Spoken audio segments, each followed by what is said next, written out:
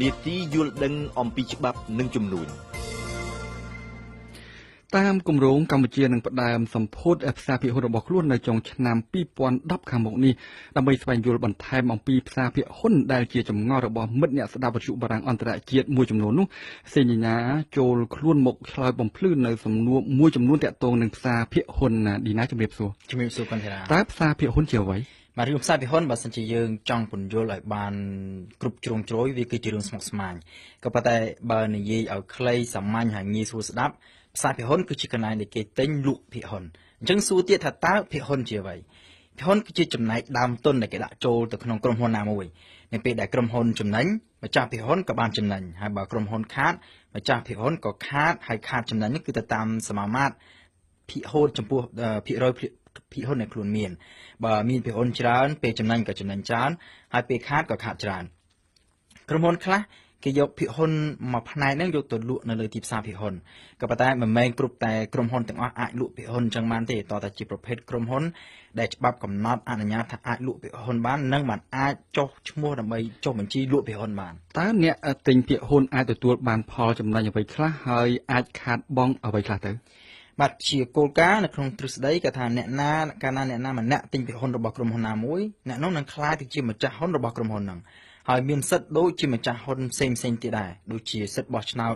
ជ្រើសរើសសមាជិកក្រុមប្រឹក្សាពិបាលក្រុមហ៊ុនជាដើមគ្រាន់តែថាអ្នកណាដែលមានភាគហ៊ុនច្រើនអ្នកនឹងមានសម្លេងបោះឆ្នោតច្រើនទៅអ្នកណាមានភាគហ៊ុនតិចសម្លេងក៏តិចទៅតាមហ្នឹងទៅហើយនៅពេលដែលក្រុមហ៊ុនរកស៊ីបានចំណេញលុយក៏យកលុយចំណេញហ្នឹងមកចែកគ្នាម្ចាស់ភាគហ៊ុនគ្រប់ប្រភេទទោះបីជាម្ចាស់ភាគហ៊ុនហ្នឹងទិញភាគហ៊ុនពីលើទីផ្សារក៏ដោយក៏ទទួលបានចំណែកប្រាក់ចំណេញហ្នឹងស្របទៅតាមភាគហ៊ុនដែលខ្លួនមានបើមានភាគហ៊ុន 1% ដល់ពេលចំណេញមកក៏បាន 1% អញ្ចឹងទៅក៏ប៉ុន្តែបើសិនជាក្រុមហ៊ុនខាតវិញក៏ខាតទៅតាមហ្នឹងដែរហេតុអ្វីបានជាមានអ្នកលេងភាគហ៊ុនខ្លះចំណេញឬក៏ខាតក្នុងមួយប្រព្រឹត្តផ្នែករាប់ម៉ឺនដុល្លារឌីណា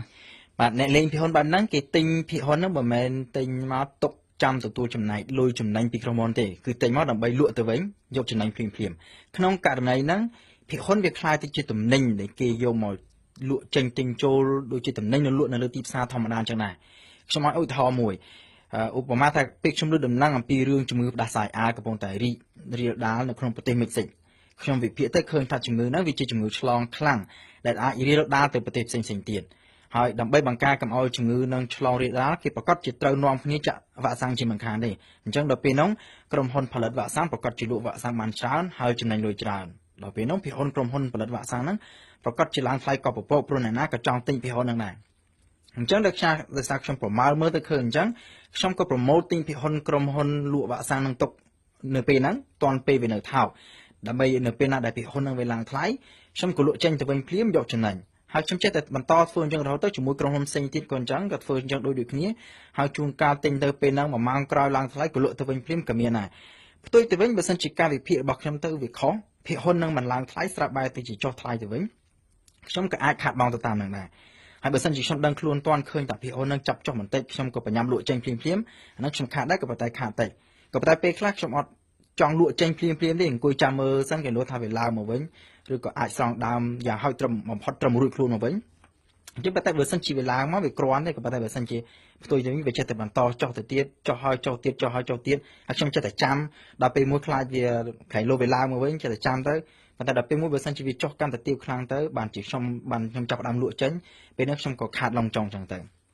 ហើយខ្ញុំសូមបញ្ជាក់បន្តិចថាការលេងភាគហ៊ុនបែបហ្នឹងគឺជារឿងប្រថុយប្រថានបំផុតជួនកាលចំណេញមកហ្នឹងខាត់ទៅវិញអស់ទៅភ្លាមក៏មានឬក៏ចំណេញបានបន្តិចខាតទៅវិញខាតទាំងដើមអស់ទៅទៀតក៏មានហើយការលេងភាគហ៊ុនបែបហ្នឹងឯងដែលពេលខ្លះធ្វើឲ្យផ្សារភាគហ៊ុនដួលដាំដងហើយពេលខ្លះបង្កើតទៅជាវិបត្តិហិរញ្ញវត្ថុពេលពេញពិភពលោកក៏មានតើអ្វីទៅជាមូលហេតុដែលនាំឲ្យភាគហ៊ុនឡើងថ្លៃឬក៏ចុះថ្លៃ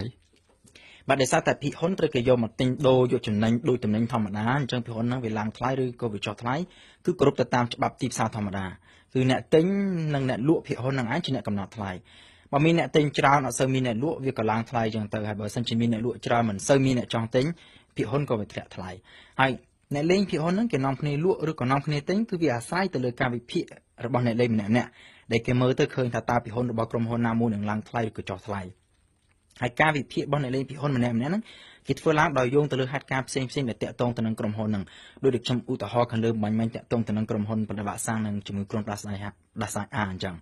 ឧទាហរណ៍មួយទៀតពេលខ្លះទៅគ្រាន់តែមានលេខលឺដំណឹងព្រាលមកថាអ៊ីស្រាអែលចង់ប្រើកម្លាំងទ័ពវាយប្រហារទៅលើប្រទេសអ៊ីរ៉ង់ភាគហ៊ុនរបស់ក្រុមហ៊ុនប្រេងរុស្ស៊ីប្រេងនៅអ៊ីរ៉ង់ហ្នឹងក៏ចាប់ធ្លាក់ចុះក្រឹបទៅក៏មានដែរ